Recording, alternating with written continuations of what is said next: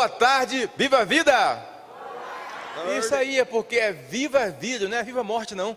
Então a gente tem que falar com alegria. Boa tarde, estamos aqui na presença do nosso Deus com muita alegria. Presta atenção no vídeo aí, que é para nos orientar, daqui a pouco a gente volta.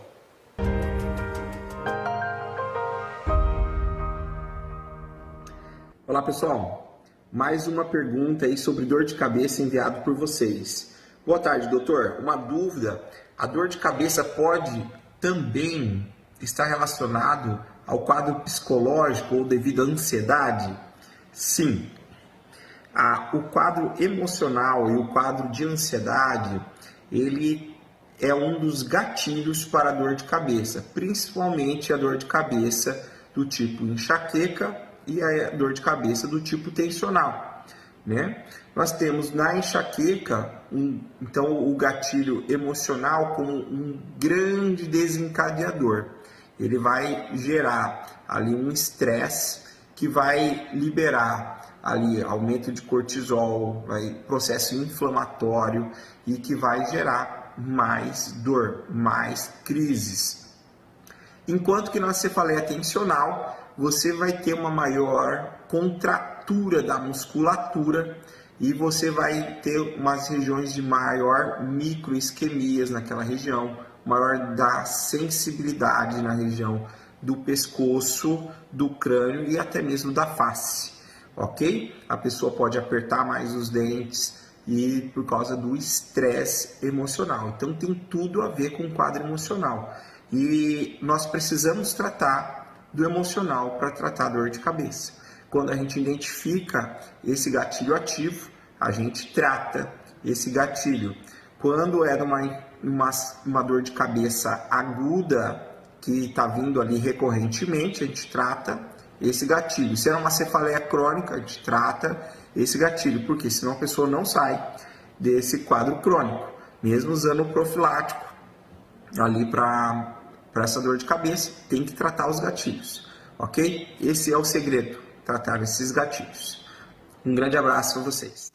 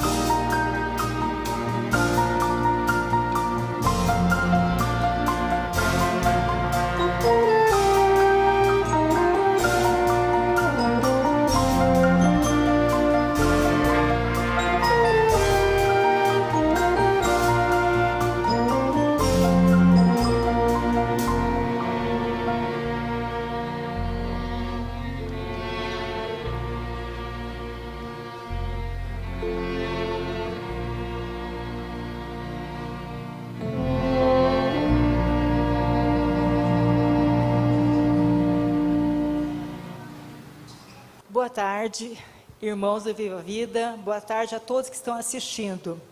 Que a paz de Deus esteja com todos. Aí eu começo dizendo Shalom, tá? Falando em hebraico, a palavra paz.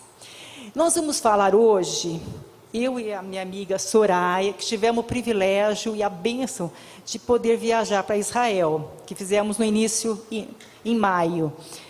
E nós vamos falar sobre a nossa viagem. Na verdade, assim, eu não gosto muito, às vezes, de falar do que eu fiz, as viagens e tal, sou bem... Mas quando a Raquel pede alguma coisa, gente, não tem jeito, não tem como escapar mesmo da Raquel, né? Então, a gente estava adiando um pouquinho, mas hoje nós vamos falar, infelizmente, hoje na situação que Israel se encontra, mas nós somos num tempo de paz, tá? Muita paz. Não vamos aqui, em hipótese alguma, falar sobre a guerra, porque não é esse o nosso objetivo, nem é da nossa competência falar sobre a guerra. Vamos só falar o que nós vimos, o que nós gostamos, tá? O que nós sentimos lá em Israel. Essa é a nossa palavra de hoje. O que eu posso começar a dizer é o seguinte: o que é uma viagem? É a única compra que fazemos. Às vezes eu vou ler aqui um pouquinho, tá? A única compra que fazemos e nos deixa mais rico, porque nós conseguimos tantas coisas a mais de conhecimento que nos deixa realmente mais ricos. Primeiro, a viagem nos deixa sem palavra naquilo que a gente vê e aprende, e depois nos torna um contador de histórias. E acho que estou nessa situação, estou sendo agora um contador de histórias, né? Israel, vamos começar por Israel. O que eu fiz, gente? Eu fiz uma viagem, final de abril a maio, eu fiz uma viagem, mas começando pelo Egito, tá? Porque depois nós fomos de ônibus do Egito a Israel, passando por Monte Sinai. Então, realmente foi muito interessante. E aí, gente, veio uma coisa. Quando eu fazia a 5ª série, eu lembro que eu estudei sobre as maravilhas do mundo. E quando eu vi as pirâmides, eu ficava assim, gente, eu nunca vou ver isso, tá? Mas Deus me deu oportunidade, que eu realmente já estive 2 vezes no Egito. Eu já estive vendo as pirâmides por 2 vezes.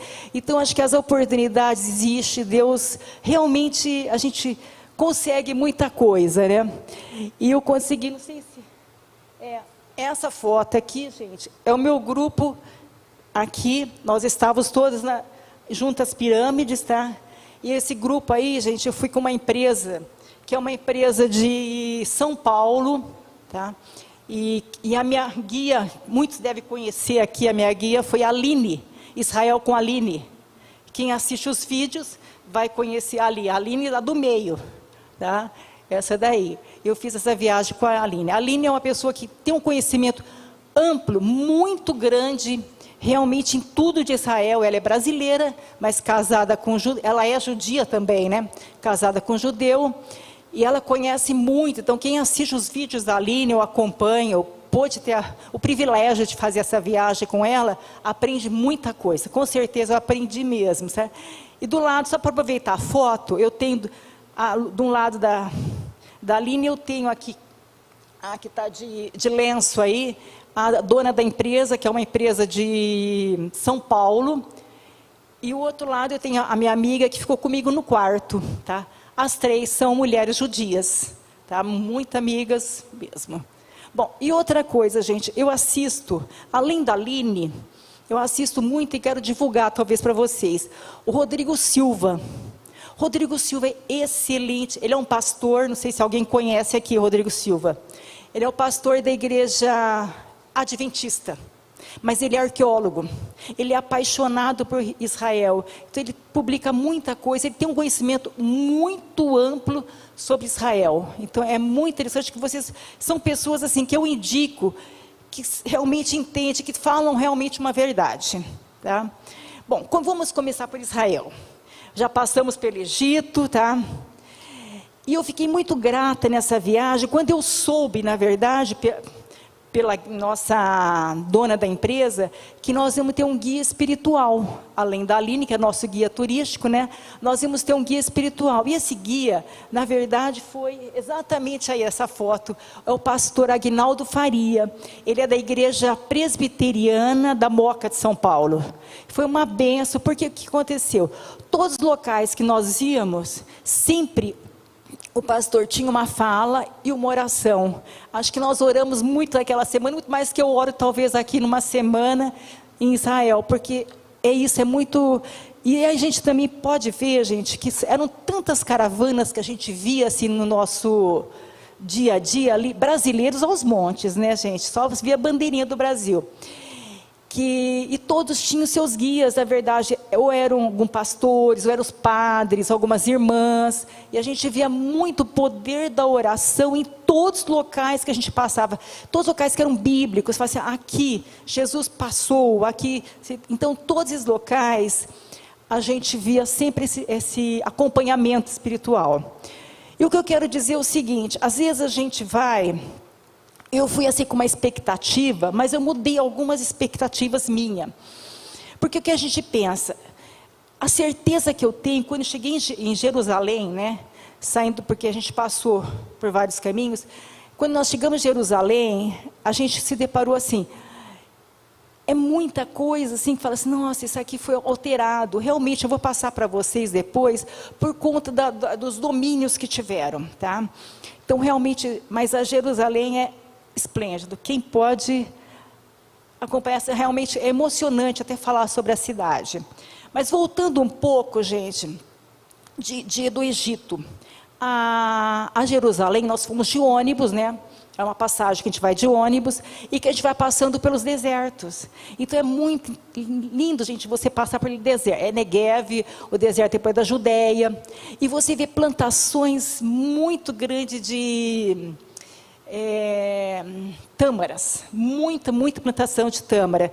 E a gente vê outra coisa interessante, e ela até colocou uma foto aí, que eu vou comentar uma coisa para vocês. Quando nós chegamos no Mar Morto, quando a gente atravessa do Egito para Israel, gente, vocês não têm noção a segurança que é. Sobe mala, desce mala, mostra passaporte, mostra passaporte novo, sobe mala, desce mala. Foi assim um transtorno. E eu, com toda a sinceridade, eu queria uma mala de 4 rodinhas, porque era melhor para andar com a mala de 4 rodinhas, tá? Só que a minha mala foi, olha aqui os erros da gente, a minha mala era grande, entendeu? Eu levei suficiente roupas para mim atravessar, para mim ficar durante todos os dias suficiente, tal.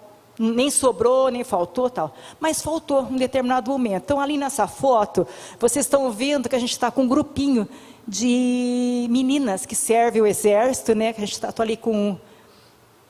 aquele senhor ali é um pastor também, que foi conosco. E a gente estava ali, ó. E aí eu falei, gente, essa foto, sabe onde que é? No Mar Morto. Nós ficamos um dia, uma manhã inteirinha no Mar Morto, e eu sequer não levei um short, um maiô, qualquer coisa que pudesse estar no Mar Morto, eu estava de vestido. Então, eu só molhei os pés no Mar Morto, né? Então, é a questão da preparação ali, né? Levei bastante, preocupei com a mala de 4 rodinhas, mas não levei o suficiente, né? Aí, para vocês verem, eu coloquei por causa da segurança. Por onde você passa, em Jerusalém, que nós ficamos, é muito policiamento, muito mesmo. E a gente andou bastante, andamos também pela Palestina, tranquilamente, não tivemos problema nenhum. A Aline, ela tem tranquilidade, ela anda por todos os locais, passamos por várias cidades da Palestina, que depois eu vou falar para vocês. Então, assim, foi muito tranquilo, tá? Porque às vezes as pessoas perguntam assim, quando eu fui, você não tem medo de ir para Israel? Israel é tão perigoso, né? Mas foi muito tranquilo, muito mesmo, tá? Bom, vamos voltando aqui.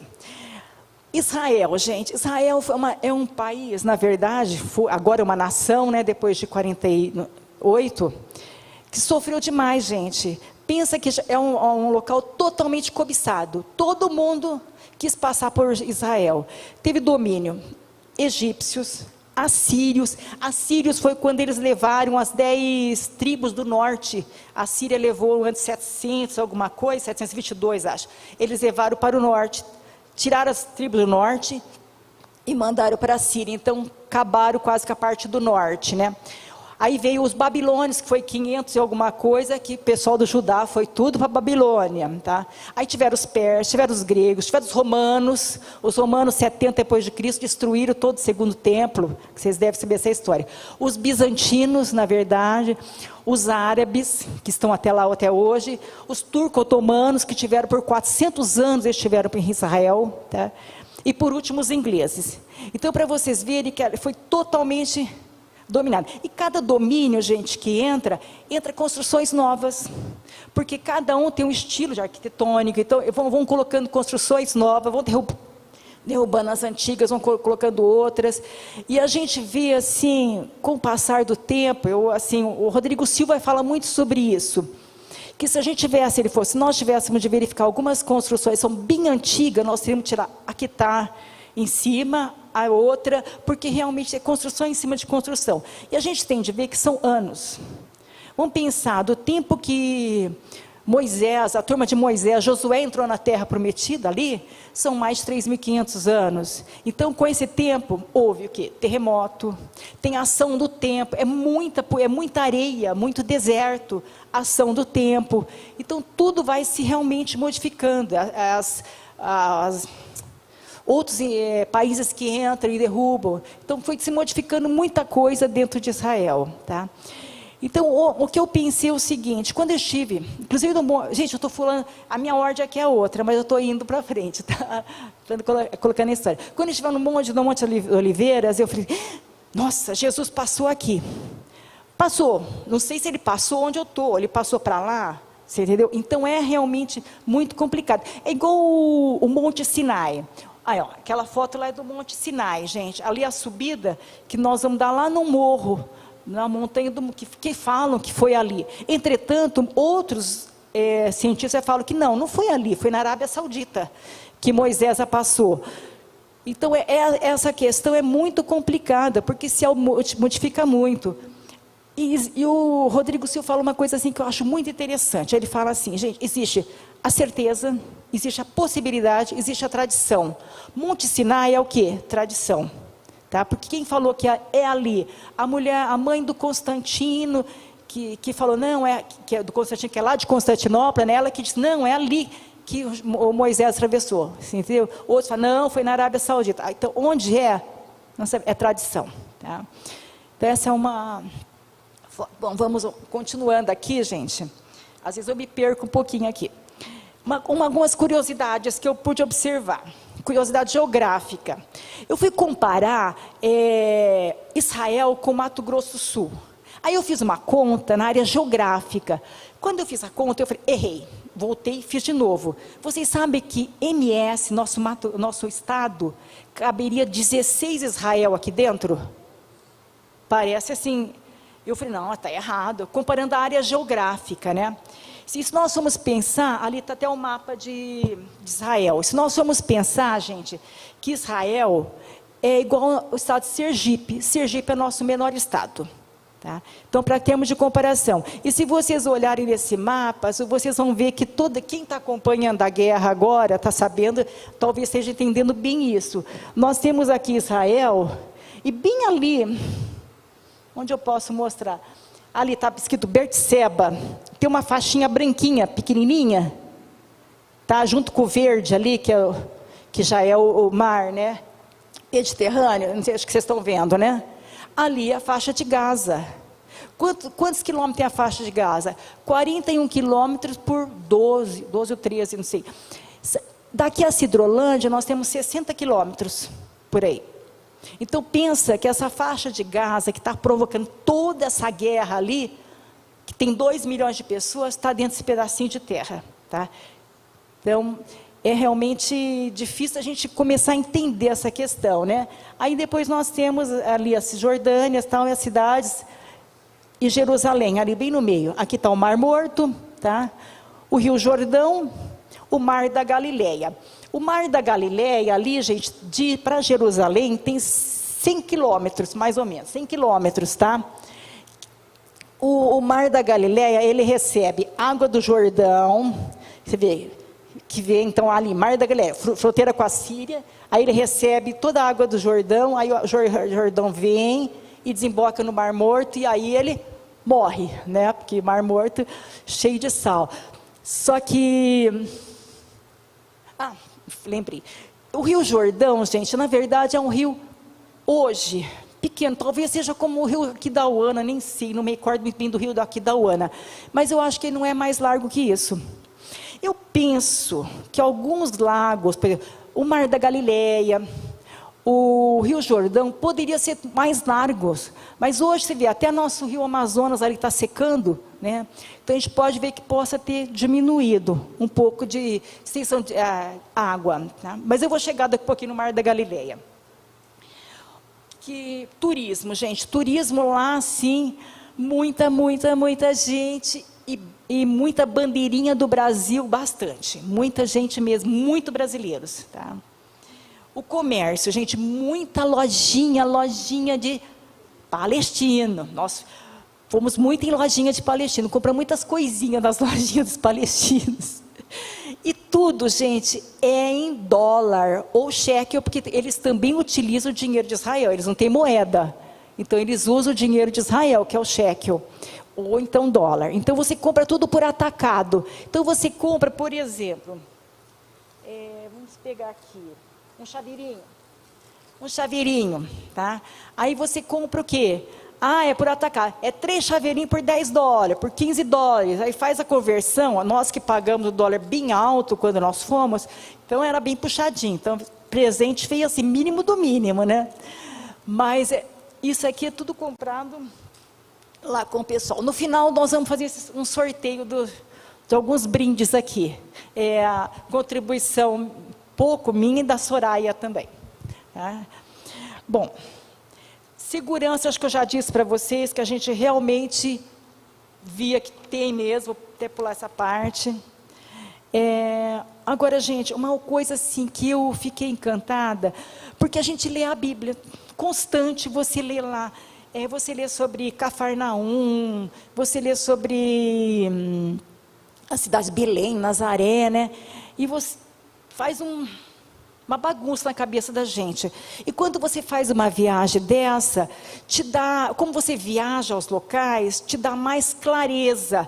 E a gente foi trabalhando muito o mapa de Israel, tinha um bem na frente do ônibus, e eles iam explicando o tempo todo para a gente. Então foi assim, parece que eu juntei, assim, muitas informações estavam perdidas, soltas na minha cabeça, de locais, eu consegui juntar com essa viagem. Foi muito bom por causa disso. Bom, o que eu achei de interessante lá, o que eu gostei bastante, o Monte Sinai, a tradição, né? Os desertos, Saara, Negev, Judeia, que Saara eu tive no Egito, então eu tive no Saara. As plantações de tâmaras, que eu fiquei encantada com as plantações de tâmaras. Os mares, Vermelho, Morto, Galileia e Mediterrâneo, eu pude estar nesses 4 locais. O vermelho, gente, é bem azul, é lindo o Mar Vermelho, sabe? Muito bonito. Mas assim, a gente, de longe, você percebe alguma coisa assim mais vermelhadinha. Isso, ela até colocou. Mas de longe, pela foto, talvez não dê. Mas você percebe mais avermelhadinha. O que eles falam, gente, eu li muito sobre isso, nada te dá uma certeza. Que naquela época que Moisés atravessou, podia ter algum tipo de alga, a terra ali embaixo. Ali pode ser também montanhas com muito ferro, a poeira que tem do deserto. Então, tudo isso poderia deixar a água um pouquinho mais com cor de rosa, vamos supor, né? Mas ele é bem azul, é lindo, realmente, esse mar. O Mediterrâneo, que é ali que nós passamos no mapa, do lado da faixa de Gaza, nós temos o Mediterrâneo, porque nós tivemos a oportunidade de conhecer a cidade de Cesareia. Cesareia é a cidade que Paulo ficou preso, e o Pôncio Pilatos morava nessa cidade, Cesareia. Tá? Então, hoje só tem ruínas.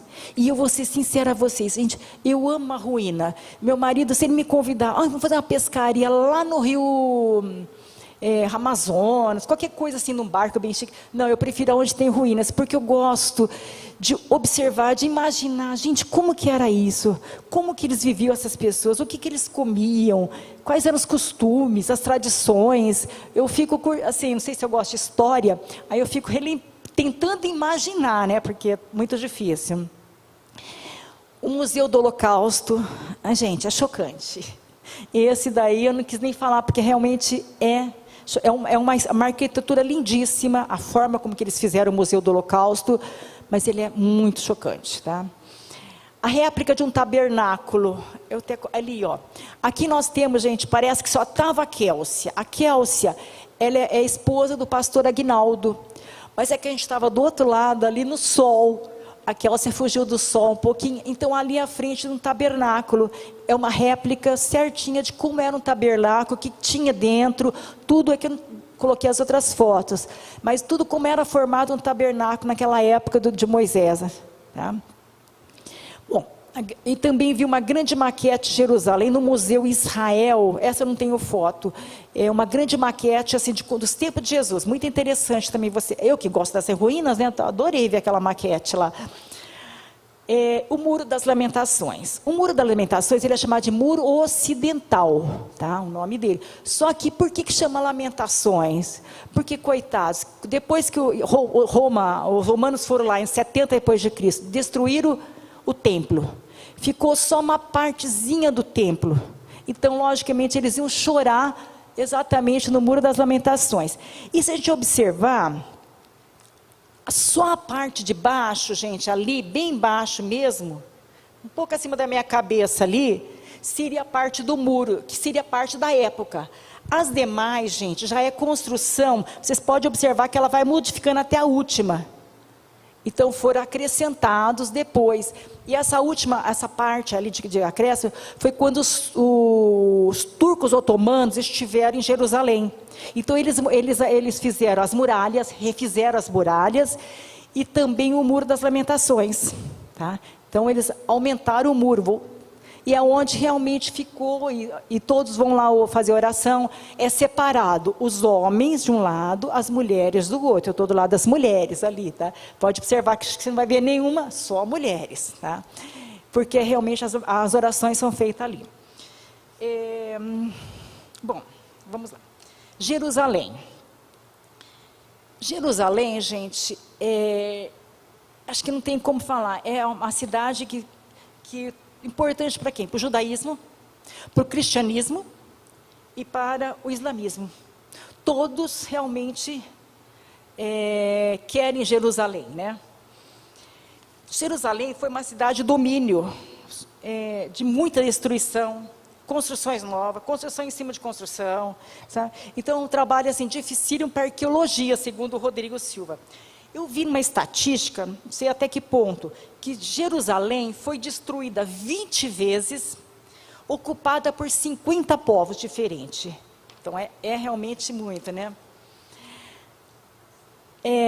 Aí volto a falar das construções que foram prejudicadas por causa dos domínios, né, de povos, da ação do tempo, os terremotos, né? E com isso a geografia sempre vai se modificando, tá? Aí... os portões da cidade, gente, isso, essa foto mesmo, gente, os portões da cidade. Esse portão grande aqui, que vocês estão vendo, a muralha, pode observar que tem diferença das pedras. Essa parte de cima foi tudo já dos turcos otomanos, né? Como eles ficaram 400 anos lá, né? Deu tempo de fazer um monte de muro. Só que o portão, na verdade, que era da época de Jesus, gente, é esse portão pequeno, tá? Esse grande é uma construção que a gente usa hoje. Nós saímos por aqui, por isso que eu bati essa foto aqui. Nós saímos por esse portão num determinado momento, mas o portão primeiro era esse aqui.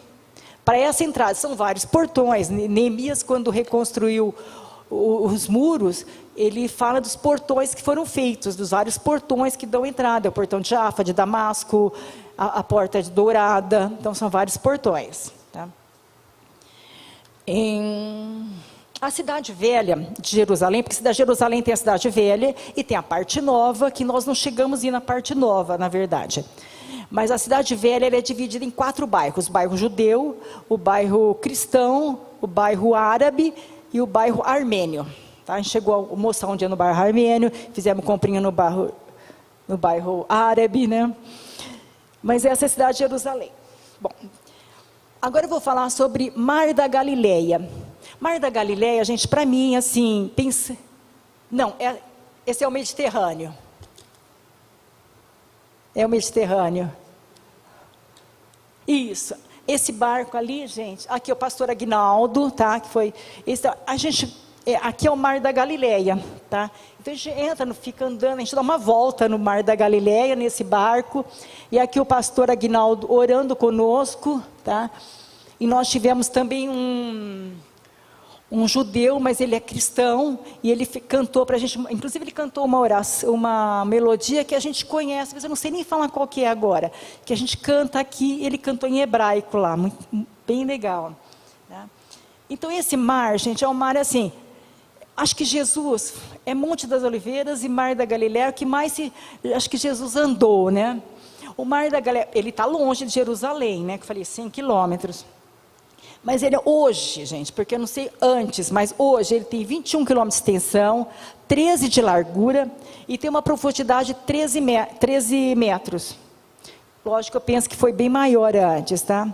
Faz fronteira com a Síria, é um lago de água doce e recebe as águas do Jordão, né? Fica antes, gente. Na época de Jesus, na verdade, ele ficava bem próximo, era bem característico, porque ele ficava bem próximo da cidade de Cafarnaum, Betsaida, Genezaré, tá? Tiberíades. Cafarnaum a gente teve a oportunidade de ir, a gente viu até as ruínas, que seria a casa de Pedro, né? Em 1986, gente, foi descoberto um barco de 2000 anos, eu acho que a Soraya vai colocar depois a foto desse barco, porque eu vi nas fotos dela. Eu coloquei na introdução, o esqueleto não sei dele. se vocês viram um barco todo... Aquele barco foi descoberto, e eles provaram que aquele barco era da época de Jesus, que foi encontrado, tá? Ele já estava bem na base, porque realmente acho que foi diminuindo um pouco do Mar da Galileia, e aí descobriram esse barco. Então é provado por arqueólogos, né? Eu acho que Jesus ali fez muitos milagres, que a gente sabe, acalmou a tempestade, muitas pescarias, andou sobre as águas, a multiplicação dos peixes. É um lago, tá? Um lago assim super tranquilo, mas só que ele é rodeado de montanhas. E a gente vê aquelas passagens que falam, mas a tempestade no Mar da Galileia. Esses dias eu assisti um vídeo, que uma pessoa postou, ela postou que ela estava nesse lago, e ela disse, olha que mentira, quer dizer, ele quis dizer, olha que mentira que a Bíblia está falando. É um mar tranquilo, um lago tranquilo, entendeu? Mas eu tenho de pensar o seguinte, ele estava lá como eu estive, lá num dia assim, super tranquilo, sabe aquele dia perfeito, calmo. Agora, não sei um dia que realmente está uma tempestade, não sei imaginar há 2000 anos atrás como seria aquele lago. Então eu prefiro acreditar na tempestade, o que está escrito na Bíblia, lógico. Bom, gente, outro local, vamos mudar agora, nós saímos do Mar da Galileia, tá? Já saímos, já cantamos, foi muito bom. Agora nós vamos para onde? Monte das Oliveiras. Coitada da Rebeca, ela está doida para descobrir minhas fotos, porque daqui eu fui para lá. O Monte das Oliveiras, gente. O Monte das Oliveiras é um monte, realmente tem uma altitude de 826 metros. Ele está fora da muralha, tá? Então, vocês imaginar que vocês têm um morro aqui, tá? E aqui é uma descida, tá? Na época de Jesus, o que aconteceu? Vamos lá. Primeiro de tudo, ele foi citado no Velho Testamento, quando Davi foge de Absalão. Não sei se você lembra dessa passagem, que Absalão queria tomar o reinado e tal. Davi fugiu, deixou Absalão lá, e ele foi para o Monte das Oliveiras. Depois ele é citado em Salomão, em Ezequiel, Neemias, Zacarias, e no Novo Testamento várias vezes, tá? Descendo do monte, gente, nós vamos descer. Nós temos o monte aqui, Monte de Oliveiras, tá? Que tem, descendo, na época de Jesus. Vamos primeiro imaginar a época de Jesus, depois eu vou colocar a época atual. Na época de Jesus, tinha isso aí tinha o Getseme. O que é o Getseme? Getseme era onde se fazia a prensa das olivas. Muita oliveira, se fazia o local de prensa das olivas. Daí descia, tá? Atravessava. E o que aconteceu quando Jesus entrou com o burrinho? Ali seria o Getseme, local. Aí ele entrou com o burrinho, que ele entrou na porta e foi parar lá no templo. Porque ele entrou, desceu muito caminho, né, que tinha tal. Aí ele entrou pela Porta Dourada. que era um portão que tinha, e que dava bem certinho no templo, tá? Quando Jesus desce. Hoje, tá, o que nós temos? Nós temos, ali bem o topo, que seria do Monte das Oliveiras, assim, você vê toda a cidade, acho que eu tenho uma foto aí, que eu estou lá toda posando assim e tal, e a cidade, aí você vê que você tem a cidade lá embaixo, aí você vai descendo, passa é uma descida bem difícil, tem que cuidar para escorregar, a gente foi segurando assim uma na outra, aí depois você passa primeiro por um cemitério árabe, desculpa, um cemitério judeu, onde tem de 3.000 anos, tem 150 mil túmulos. Dizem que ali está enterrado Absalão e... não lembro o outro, gente. Não lembro agora o outro. Sei que Absalão está enterrado lá. Aí você vai descendo, tal. Passa por Getsême, que seria esse local aí onde ela colocou a foto, que a gente está orando com o pastor. Aí disso tem... agora tem ruas, carro, casa, papapá. Aí você chega... mais para frente num cemitério árabe, aí você chega na Porta Dourada, que ela vai colocar foto agora, aquela porta fechada, vamos ver se ela vai conseguir colocar, isso, aí gente, é o que seria, ali tem a muralha, tá? E você tem a chamada Porta Dourada, hoje ela está fechada, porque os turco-otomanos, quando eles estiveram no poder, o que eles fizeram? Fecharam, falaram para eles, Jesus vai voltar, e vai passar de novo por essa porta aqui. Então, essa porta está fechada hoje. Tá? Você pode observar que ela está totalmente lacrada. Tá? E na frente dela tem um cemitério árabe. Tá bom? Então, gente, esse daí é o Monte das Oliveiras. O que a gente encontra também é muita igreja católica, ali, muita oliveiras assim, muito antiga, cada pé de oliveira muito antiga, só que eu, lógico, não acredito que nenhuma é da época de Jesus, né gente, porque são 2.000 anos, 2023 anos, não pode ser, mas muitas antigas mesmo, que você vê assim, que são realmente uma árvore que realmente dura muito tempo, tá? Bom, acho que já falei isso, agora vamos lá, agora nós vamos mudar, gente, para a cúpula da rocha, ou domo da rocha. Tá? Quando a gente pensa, gente, que eu penso em Roma, eu penso no quê? Coliseu, não é? Se eu penso na França, vem o quê? A Torre Eiffel. Penso no Brasil, Rio de Janeiro, o Cristo. Penso em Israel, vem o quê? O domo da rocha. Tá? Esse prédio, gente, é lindo. Só que nós só vimos por fora, porque por dentro só entra muçulmano. A Aline, ela gravou um vídeo, se vocês localizarem o YouTube da Aline, vocês procurarem, vocês vão ver que ela gravou um vídeo, filmou tudo, é lindo por dentro, tapete vermelho e tal, só que só entra muçulmanos. Por que isso, gente? Vou voltar. Esse prédio foi construído exatamente onde era o segundo templo. Tá? E ele foi construído em cima do que seria uma pedra. Ali dentro, entrando, tem uma pedra muito grande, que eles falam que ali seria a pedra que Abraão levou o filho dele, Isaac, para o sacrifício. Porque ali é o chamado Monte Moriá, tá? Esse local. Então eles acreditam que é, na verdade, esse local. E que ali também, gente, ficava bem nessa pedra, era o local que seria o templo, né? Estaria o templo, e teria a Arca da Aliança. Tá? A Aline falou, aqui foi realmente por conta das marcas, tal, que ali teria ficado a Arca da Aliança.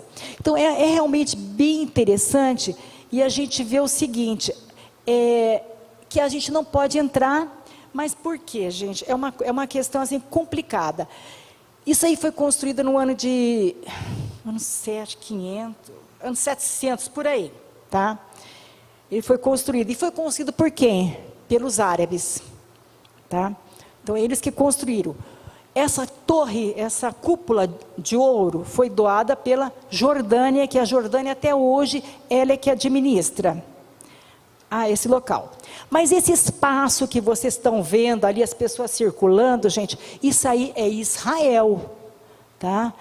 Não é o prédio ali está sendo dominado, dominado não, está sendo, me fugiu a palavra,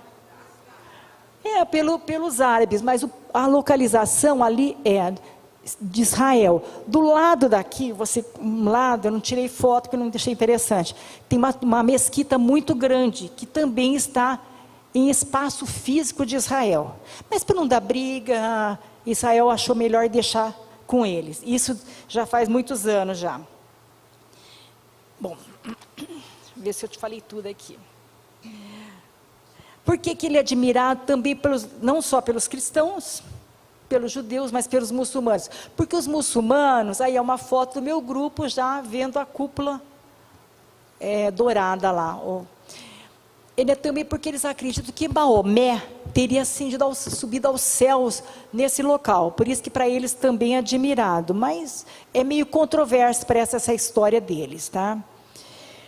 Então é isso, gente. Acho que não sei se eu consegui falar para vocês de tudo que eu pude observar, ver. Aí vocês estão vendo um certificado. A gente sai de lá com certificado. Nós somos chiques, né? De peregrino por Israel. Nós temos um certificado. Então é isso que eu queria falar com vocês. Tá? Legal. Aí, eu termino agora, gente, eu termino minhas palavras com uma coisa. Apresentei a Aline já para vocês, a Mineuza e a amiga Elizabeth, né? Que foram as que eu acho que eu tive muito contato com elas, então foi muito importante. E se vocês quiserem, acompanhem esses 2 canais, vale a pena ouvir essas pessoas, que são de pessoas de conhecimento. A Aline está tendo um conhecimento muito grande, e falando muito, inclusive vários canais de TV, tudo sobre a guerra, tá? O Rodrigo Silva também, e a gente assim, eu termino dizendo o seguinte: é triste para nós que estivemos até lá, ver que aquele país tão pequeno está em guerra, né, sofrendo tanto. A gente teve, assim, oportunidade de conversar com muita gente, foi tudo tranquilo, sabe? A gente não sentiu em nenhum momento essa questão de conflito entre eles. Para nós, não. Nós fomos para Jericó, para Belém, que são todas cidades da Palestina, né? E eu termino a minha fala o seguinte, com a palavra todá. Todá, em hebraico, é usado como agradecimento. Tá? Significa obrigado. Traz em sua raiz uma relação com estender as mãos. Estar agradecido é estender as mãos ao céu e agradecer tudo o que Deus tem feito por nossas vidas. Todá. E termino mais uma. Ahavá. O que é ahavá?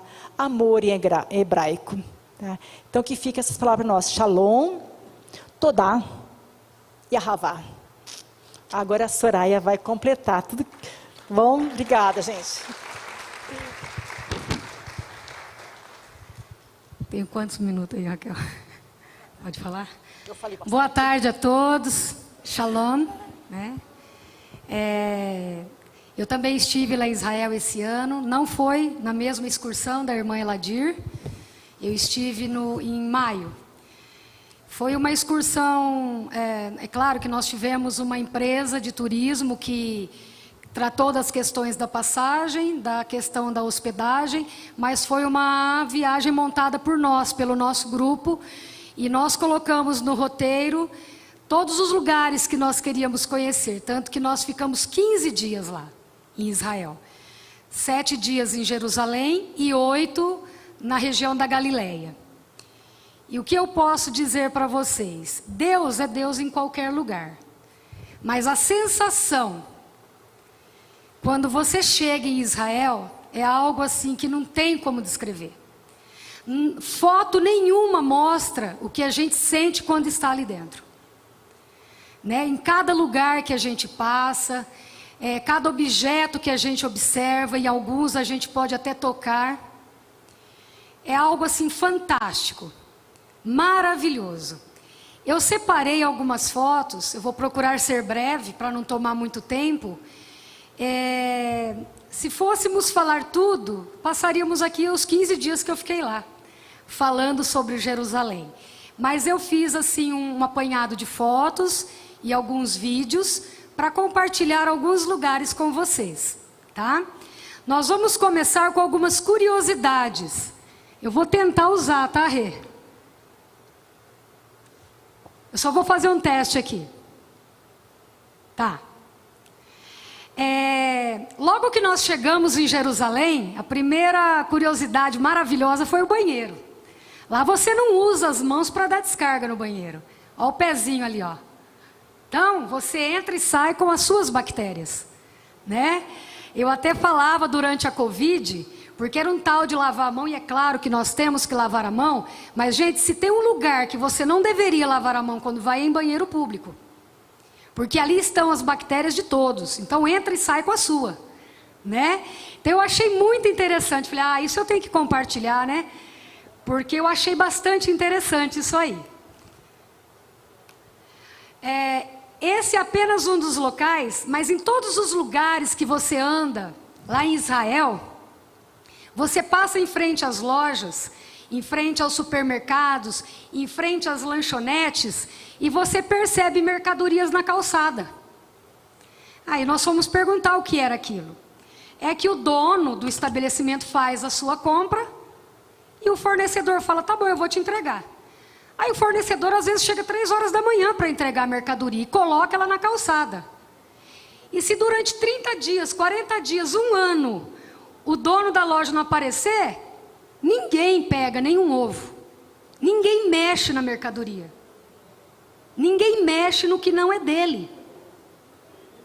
É igualzinho aqui, no Brasil. Eu achei bastante interessante, porque o nosso grupo que nós fomos eram de cristãos evangélicos e judeus ortodoxos, né? E é claro que quando você chega nos locais, você quer pegar uma folhinha da oliveira para trazer no meio da Bíblia, não podia. E nós respeitamos isso. Nós vimos outros grupos pegando. Mas a nossa guia, ela falava assim, não peguem, por favor. Não peguem. Eu trago da minha casa para vocês amanhã. Então, assim, eu me lembro de uma situação num dos restaurantes, tinha cerca de 3.000 pessoas nesse restaurante, e eu peguei a minha carteira, paguei o meu lanche e voltei para a mesa para comer. Quando eu cheguei na mesa, depois de meia hora, eu falei, gente, eu esqueci minha carteira no balcão, com todo o meu dinheiro. Eu saí doida, né? Eu cheguei lá, ela estava exatamente no mesmo lugar. Então, assim, para eles é vergonhoso demais, demais, ter que mexer em algo que não é deles. Até mesmo para os árabes que vivem ali. Isso aqui são crianças indo para a escola. A mais velha deveria ter uns 4 ou 5 anos. E é assim que funciona lá. Os pais mandam os seus filhos de 4 anos levarem os seus filhos de 1 ano e meio, de 2 anos. Às vezes a gente vê o irmãozinho de 7 carregando o bebezinho nas costas, e eles vão e voltam para a escola sem ninguém precisar acompanhar. Não há o problema de alguém levar o meu filho embora, de alguém mexer com o meu filho, de alguém fazer mal para o meu filho. Lá funciona dessa maneira. Em Israel é assim, né? Nas praças públicas, por exemplo, existem pianos de corda, como que é? Piano de cauda. Piano de cauda, para você tocar à noite. Nós íamos para o Muro das Lamentações 3 horas da manhã a pé, porque lá é muito seguro, salve a guerra, né? Que não foi provocada por eles dali. Reconhecem? O que é isso aí? Da onde é esse brasão? Da onde? Brasil, né? Olha a surpresa agradável. Nós chegamos em uma das igrejas que fica no Getsemane, e ela é toda feita em ouro, ela é toda feita em detalhes, e quando nós olhamos para a cúpula, num dos cantos dela, em homenagem ao Brasil, Israel colocou o brasão brasileiro, né? Então, assim, foi muito bacana, foi emocionante na realidade, nós vermos o nosso brasão lá em Israel. Isso aqui são meninos do 2º ano do ensino fundamental. Lá o ensino fundamental começa aqui, igual a mesma idade, né, o que seria o grupo 5, que é o pré, a educação infantil. Aí vai para o primeiro ano, onde eles são alfabetizados. E quando eles chegam no segundo ano, eles passam a ter uma disciplina, um componente curricular chamado Bíblia. E eles começam a estudar a Bíblia até o final da vida deles. Então eles são assim, eles conhecem a Bíblia de capa a capa. E eles começam nessa idade. Nesse dia que nós passamos ali, o professor deles está lá em cima, os professores, né? Estavam levando eles com a sua coroa simbólica para adorar a Deus e iniciar os estudos da Bíblia naquele ano na escola deles.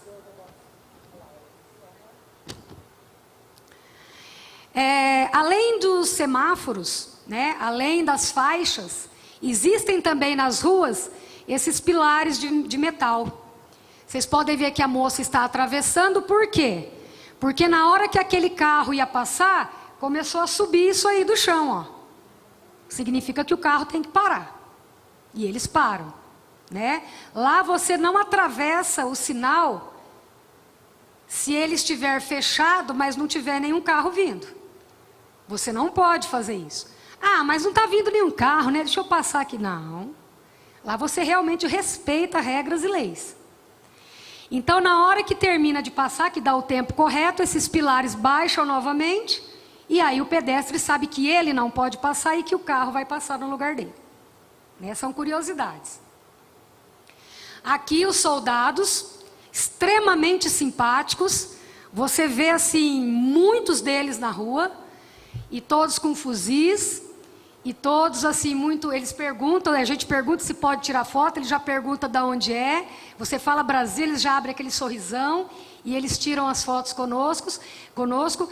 Todos são obrigados a irem para o exército, tanto meninos quanto meninas, quando completam 18 anos. As meninas são obrigadas a ficar 24 meses e os meninos 36 meses. Depois disso eles optam por sair ou não, mas muitos ficam, porque eles amam realmente o país deles. Né? A segurança em Israel é tremenda, ali dentro de Israel, quando ela não é invadida. Aqui são policiais, né? Não ia perder a oportunidade. São policiais também muito felizes. É engraçado que quando você fala que é Brasil, eles já falam futebol, né? Eles já lembram da gente aqui do nosso futebol. E assim, são muito, muito simpáticos, tá? E vocês veem muitos deles na rua. Você vê os bunkers também na rua. Quando você passa, você sabe que é um bunker, né?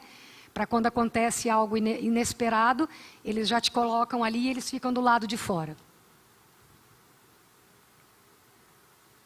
Tá? Esse é o símbolo, né?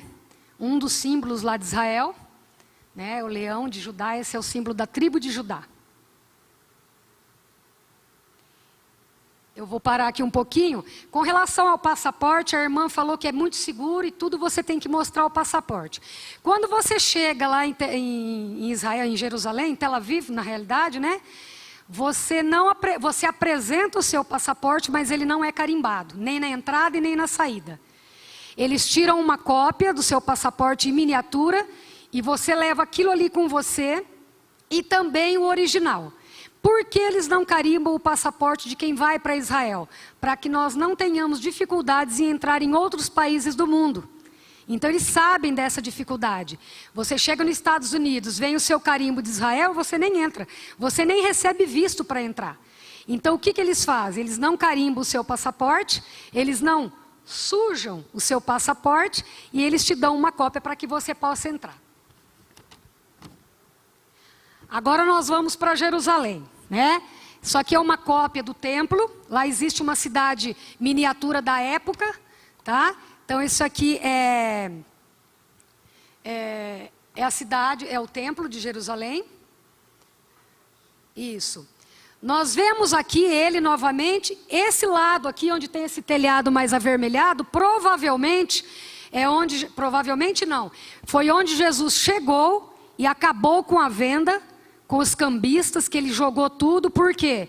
Porque nessa época, gente, as pessoas que ficavam aqui não permitiam que ninguém que fosse adorar a Deus levasse seus próprios animais.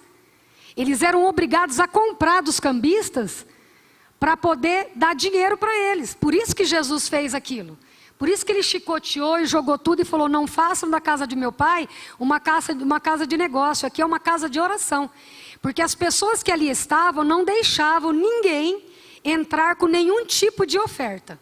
Nenhum tipo. Eram obrigados a comprar deles e eles triplicavam, quadriplicavam o valor. Tá? Eram os cambistas da época. Aqui nós vemos o tanque de Betesda. Tá? Então, assim, é muito interessante essa miniatura, que na realidade pega praticamente esse templo todo, ela feita no chão, é muito bonita de se ver, né? E é daquela época. Aqui é a entrada de onde eles falam que é o túmulo de Jesus, né?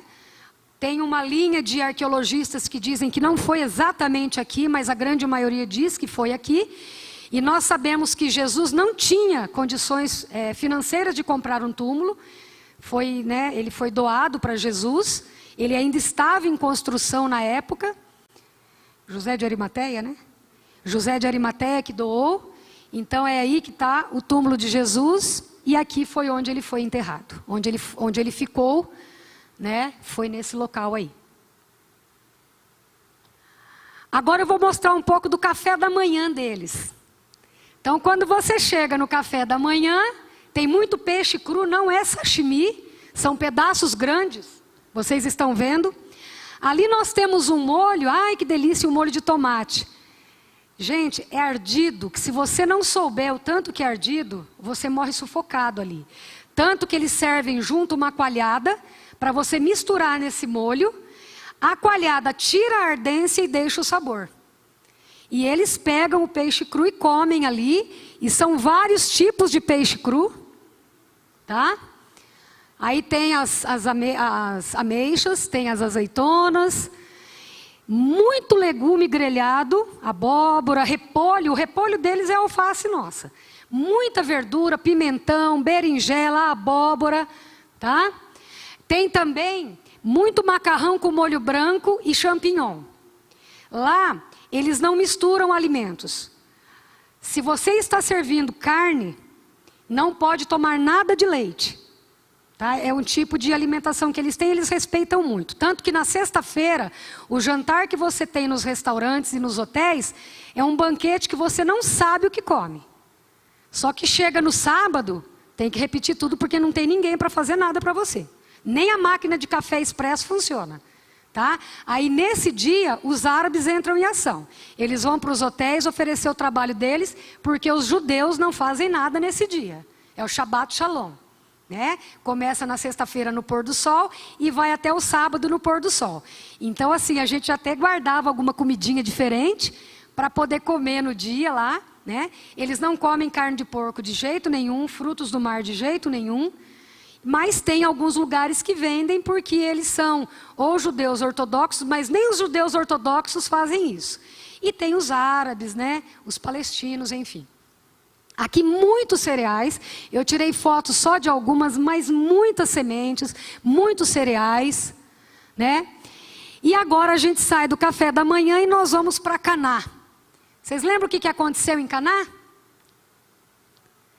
O primeiro milagre, Jesus foi para um casamento e lá terminou o vinho e ele transformou a água em vinho. Essa era a talha. Eu jamais imaginava que ela era assim. Eu imaginava a talha que eu vejo nos filmes, que eu vejo na novela que passa lá na Record. Aquelas talhas bonitas, naqueles jarros, né, enfeitados. Mas elas eram feitas de pedra para não pegar o sabor do alimento que era colocado ali dentro. Então ela por fora... Aí eu tirei uma foto por cima para vocês verem, olha.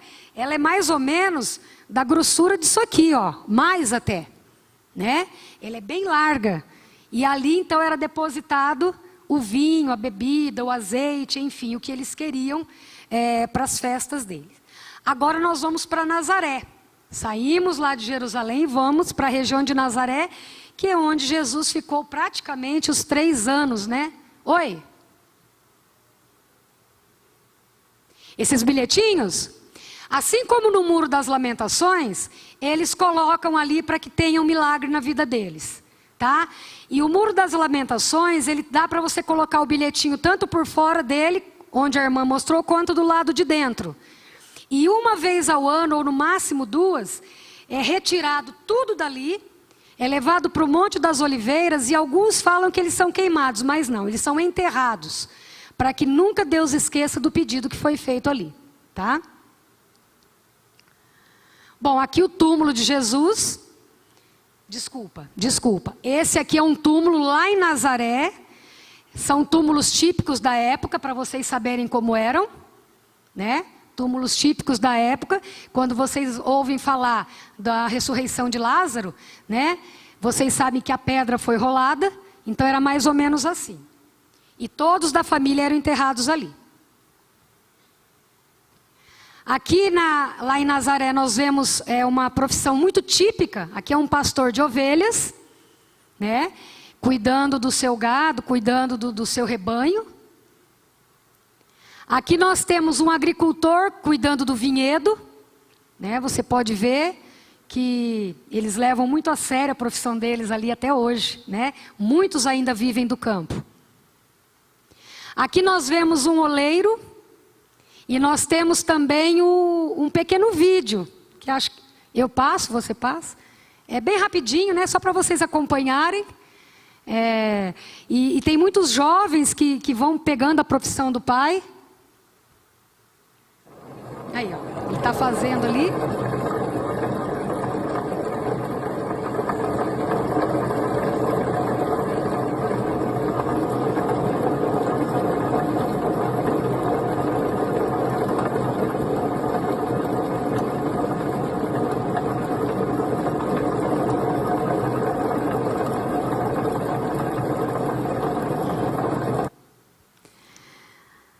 Aí nós temos a profissão de José, né? Um carpinteiro. E ali ele mostra algumas ferramentas da época que eles usavam, o prumo, enfim. Ele vai mostrando ali pra gente como que era. Temos uma tecelã, né? Temos a lã, ela passa aqui no tear, ela tinge com tintas naturais tiradas das rochas, das plantas. Temos um vídeo que mostra uma casa típica da época. Temos uma típica casa, né, do carpinteiro, né? Depois que ele fazia o seu trabalho, tinha essa casa dele aqui, onde ele ficava. Então assim, só para vocês verem como era uma casa típica da época. E aqui nós chegamos num restaurante típico, lá em Nazaré. Nesse restaurante, a única bebida que é servida é água, porque não existia Coca-Cola no tempo de Jesus. E como eles querem preservar essa cultura de mostrar para os turistas como era, né? Então, nós temos ali a menina fazendo a comida. Ali na hora, ela faz na sua frente, vai colocando o pão lá atrás, no forno, numa cúpula virada. Aqui nós temos a nossa culinarista, lá atrás. Como eles são colocados no forno. E agora ela vira. Perfeito. Aqui é uma mesa posta, né? Nós temos aqui tudo em cerâmica. Tudo que nós utilizamos foi em cerâmica. A água, essa parte branca é uma coalhada, a azeitona, aquele amarelinho é uma pasta de grão de bico. Naquele caldeirão tem o famoso ensopado de lentilha, muito comum. Eles amam a lentilha, eles comem muita lentilha, muito grão de bico, né? Lá na ponta nós temos os pães que a menina está fazendo ali no forno, é trazido ali na hora para nós também. Conceito especial, é um almoço bíblico. Por quê? Qualquer tipo de comida que vocês vão comer tem a ver com a Bíblia. Por exemplo, temos aqui um tipo de mistura, um tipo de molho de azeite junto com o isopo. O isopo, já ouviram falar, foi o tipo de erva que o povo judeu mesclou lá na última praga do Egito, que o Jesus, quando foi perforado lá na cruz, teve o mesmo tipo de erva que foi entregada junto com a bebida. Mas é mais isso também. Isso, então um pouquinho de Nazaré, que foi onde Jesus cresceu, e assim, um lugar também que a gente sente uma emoção muito grande, porque saber que Jesus, criancinha, brincava ali, né, com todas as outras crianças. Então é muito legal. Bate os sinos pequeninos, sinos de Belém. Aqui é a igreja onde supostamente, né, Jesus nasceu. Está ali embaixo, o local onde ele nasceu. Você vê que é bem enfeitada, toda em ouro. Toda em ouro. Essa parte que... É isso. Eu vou ver se eu volto. Essa parte aqui de cima, durante a pandemia, eles tiveram tempo de limpar, porque não tinha muito turista. Ela era toda escura, com a fumaça das velas. E quando o pessoal da Itália foi para lá para dar uma limpada, eles descobriram aquelas pinturas ali na parede, que estavam encobertas pela fumaça das velas, né? A porta de entrada é pequenininha, você tem que abaixar para entrar, porque eles foram fechando com o tempo por conta das invasões. Eles entravam com camelos, com cavalos, os árabes, né, para roubar o ouro que estava ali. Então eles fizeram agora uma porta bem pequenininha que você tem que abaixar bem para conseguir entrar, para que não seja invadida e que roube o restante que sobrou ali. E aqui o Mar da Galileia, né, que na realidade é um lago. Tá? Só para vocês verem. A sensação de estar aqui, né, no Mar da Galileia, que na realidade não é um mar, é um grande lago, mas que onde Pedro pescava, onde Jesus entrava no barco para ensinar aos seus sobre o Evangelho, sobre a salvação, sobre a morte dele. E é isso, né? Tem muito mais coisa para ensinar, para falar, para compartilhar, mas realmente uma tarde é pouco. Obrigada, viu?